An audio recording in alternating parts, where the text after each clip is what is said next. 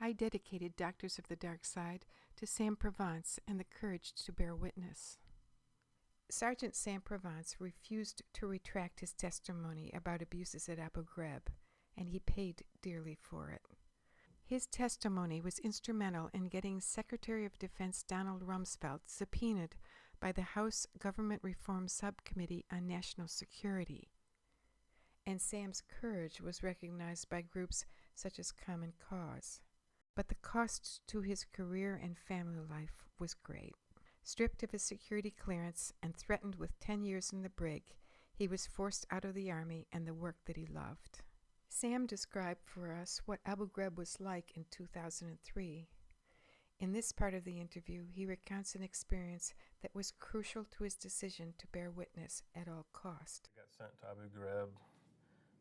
We convoyed there, and from the moment I arrived, it was in a different world. It was just really strange at first, and then we actually had a mortar attack that night. You don't know what's going on, and then they said that there was a lot of the detainees that had been hit because they had so many detainees out in the open that every time there was a mortar attack, somebody was wounded or killed. Usually a detainee. I was the systems administrator at the prison for the night shift. My soldier was there during the day, and we were the only computer guys that were there. I hadn't been at the prison long before more people from the outside began moving in and setting up shop. The biggest change was when interrogators, military and civilian translators started coming in from Guantanamo Bay. And nobody liked them because they were really arrogant and felt that they were, such experts. It wasn't until after the Gitmo people came that it was kicked up a notch. And then by November, December, it was scary to know what was going on. I mean, it wasn't like a normal building. It sprawled, and it was incredibly dark. There was all kinds of noises going on, screaming and yelling and, just, all kinds of stuff.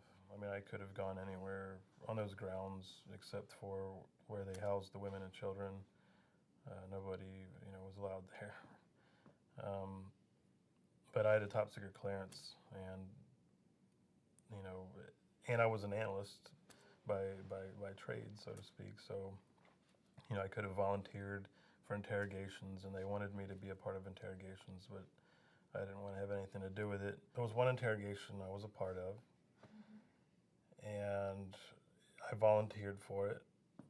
And the only reason I did is because the interrogator, so to speak, he was actually an analyst like me. So I knew I could trust him not to be an animal in the interrogation booth.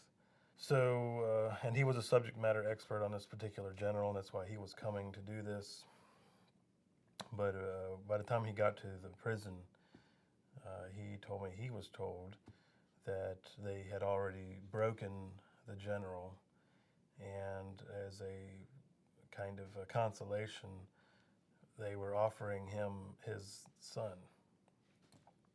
And I thought, that's pretty odd that they would, even have his son, much less offer him up for, interrogation like that. I went out there with my soldier to go get this guy from general population. And when they got him, it was, it was obvious that he was the son of a wealthy family, just very clean cut, young, scrawny, and just scared out of his mind. I mean, he wasn't from the streets, and here, he was probably, pampered in his life or something, and now he's there, and there was policy that I still had to put handcuffs on him and put a hood on him, a sandbag hood on his head. And I tried to protest, but they said, no, you got to do it. And then the handcuffs didn't even fit him. So then I had to pretend, I had to hold his wrists in the handcuffs and then pretend like the handcuffs were actually being used. And then we walked him over to the interrogation booth. It was obvious he didn't know anything, and my soldier didn't really interrogate him. It was more of an interview.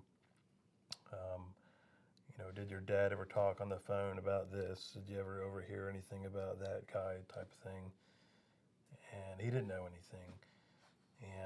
But he did talk to us about some of his thoughts and feelings. And, basically, what was kind of heartbreaking was that he actually supported us being there, coming in, taking out Saddam type thing. But he said he didn't understand what was going on after that, And then he said his brother was there. And so I was like, I guess mom and sis must be here too, because by the time I already knew, we had women and children. But what I didn't know until that time was, and I would later learn that it was common practice that they would capture the whole family and then use members of that family for interrogation purposes. And that's basically what was going on with him, because, as I would learn how they broke the general, this boy's dad was using the boy himself. They weren't successful in interrogating the general, the Iraqi general, so they decided to tell him they were going to take a break, and that during this break he could see his son, who they also had at the prison. But instead of getting to see his son, perhaps like he thought he was going to, they had only allowed him to view his son. And what they had done was they'd stripped his son naked and covered him in mud. And before this, they drove him around in the back of a Humvee, which it was cold, actually cold during that time, and especially at night. And and I could just visualize this scene of, his son. He's naked, he's covered in dirt, and he's shivering. And then imagining what the interrogators were telling the father had already been done to him, and what they were going to do to him if he didn't tell them what they wanted to know or tell them something they could use, And apparently that's what broke him, and he broke down, and that was it. But given the track record of Abu Ghraib, I would say it's probably that he didn't know anything at all, and that they just he gave them whatever he gave them was just something for them to write a report so they can say that they had a successful interrogation and had a product to disseminate. There was this cycle of abuse, or there was this vicious cycle of counterproduction going on where, like they had a quota system and they had to come up with so many intelligence products in a limited amount of time because of the demand for those products, and they would end up making crap. The reality of the situation is that those products were being used by soldiers in the field, and by using that bad or false intel, they were picking up innocent people. Well, the son was in general population, and we had to take him back. I knew him being 16 and being as weak and frail I guess as he was, that he was going to get, that he would be a real prize to a lot of those grizzled, street smart people that were in the general population. So I went to one of the warrant officers inside the what they call the JITIC, or the Joint Interrogation and Debriefing Center. Hey, we got to get this kid out of there. Let's put him with the women and children where he belongs, if he even belongs here. And they said that the standard operating procedure, or SOP, was that he was 16, and being 16 and older goes into general population. So being that just by virtue of his being 16, he was going to be in the general population. And that was the last I ever heard of him. Now, what really upset me was that during all the Abu Ghraib investigations, that none of this, even though it was reported,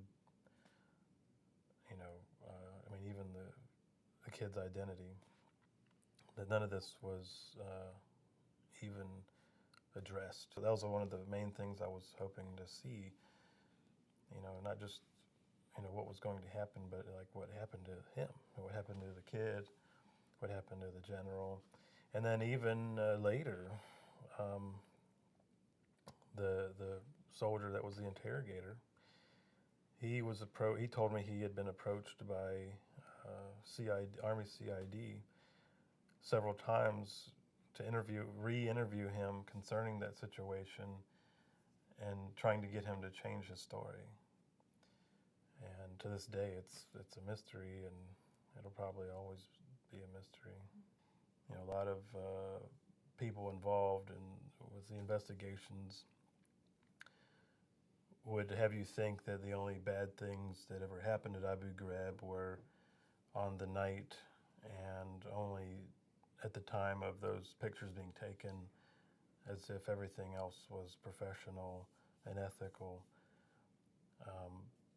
But in reality, they were a lot less of an evil of what was going on. That's the thing, for me in the scandal, is that how it actually benefited a lot. It benefited the administration in that it actually diverted people's attention away from the real evil going on, because what was really going on, or what else was going on, was a whole lot worse than what was in those photographs.